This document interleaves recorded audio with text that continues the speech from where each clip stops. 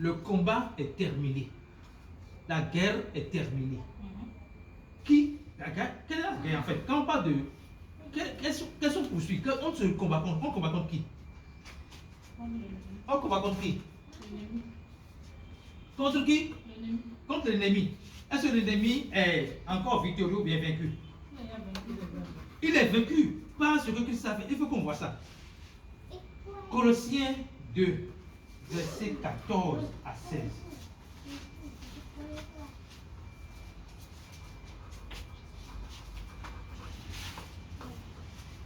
Il a effacé l'acte dont les ordonnances nous avaient. Non, s'il te plaît, retourne à 13 d'abord.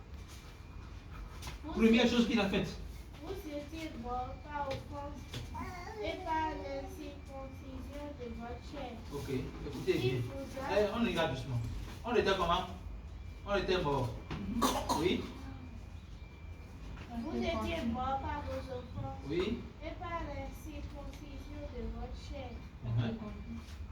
Continue. Il vous a rendu à la vie Oui. avec lui, Oui. en nous faisant grâce pour toutes nos offenses. Pardon. Suivez bien. Oui. Donc, on était morts. Maintenant, on est comment? En vie. On était des pécheurs. Maintenant, on est comment? Pardonnés. Continue. Il a effacé l'acte dont les ordonnances nous condamnaient et qui subsistait contre nous. Il a effacé l'acte dont les autres nous condamnaient. Donc, on était comment? Condamnés. Et si l'acte est effacé, on est comment? Justifié. Et il l'a détruit en le clouant à la croix. Oui. Il a dépouillé les dominations Oui. et les autorités. Oui. Et les a livrés publiquement en spectacle en triomphant d'elle par la croix. Attendez là, attendez là. Je vous en supplie, si vous comprenez ce verset-là, vous n'aurez plus jamais peur de ce qu'on appelle hôtel de famille. Quand je parle d'hôtel de famille, c'est A-U-T-E-L. Jamais. Encore que ça n'existe pas. Strictement parlant, ça n'existe pas. Il dit, tu étais pécheur, je t'ai rendu juste. Tu étais mort, je t'ai amené à la vie. Tu étais condamné, je t'ai justifié. Mais il dit quelque chose d'important.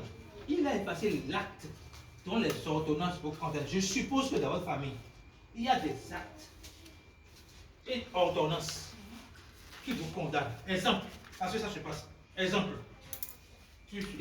vos enfants seront stéréés. Vous n'aurez pas le million dans votre vie. Vous ne serez personne. Vous serez rejeté de toute la nation. Vous serez des malédictions sur malédictions sur vous. C'est possible que c'est déclaré.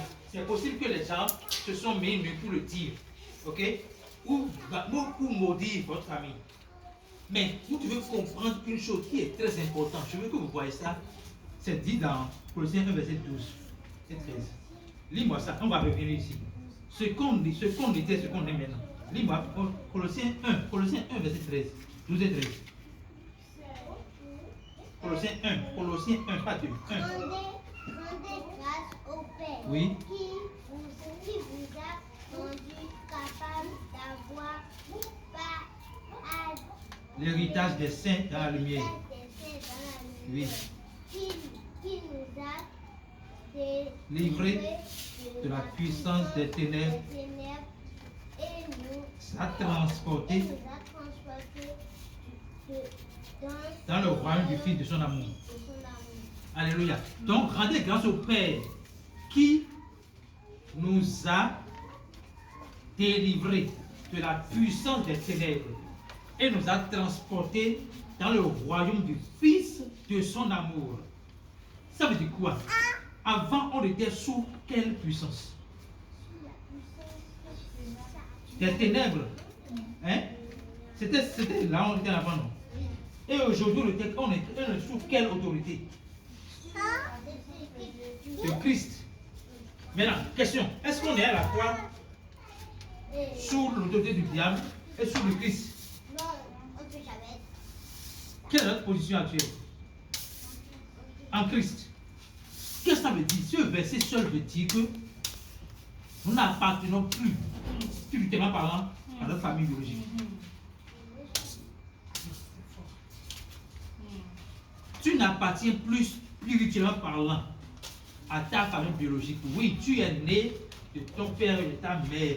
Biologiquement, tu appartiens à cette famille. Mais spirituellement, parce que tu es en Christ, tu n'appartiens plus à cette famille. Autrement, ton héritage n'est plus l'héritage biologique, mais l'héritage spirituel. Alléluia.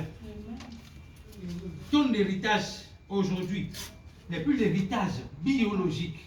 Donc tout ce que on peut voir dans ta famille ne te concerne pas. Exemple, diabétique, hypertension, insuffisance rénale, patati patata, ça ne te concerne pas. Parce que dans l'héritage de Christ, c'est la santé, c'est la guérison.